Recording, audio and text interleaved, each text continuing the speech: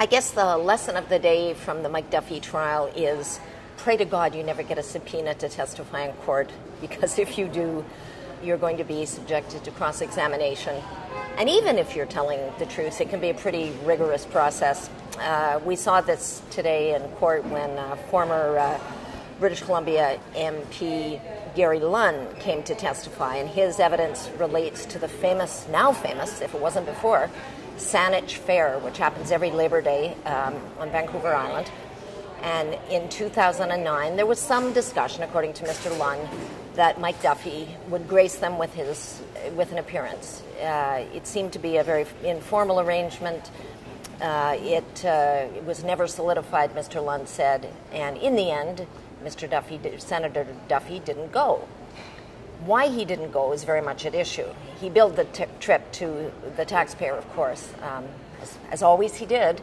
I think it cost about $8,000 for him and his linked-at-the-arm wife to go out there. And the only real business his diaries revealed that he appeared to have, Senate business, was this appearance at the Saanich Fair. So if he didn't go because he didn't feel like it, or if he didn't go for another reason, is of some interest to the court. Mr. Lunn said, and he was attacked on this for a long time by Duffy's lawyer, Donald Bain, but he stood his ground pretty firmly. He said that at some point it became evident to the riding association that if they wanted Mr. Duffy, they were going to have to pay for some of his expenses, probably the flights from Vancouver to Victoria, and they weren't willing to do that because it was pretty costly. And in the end, Duffy never went.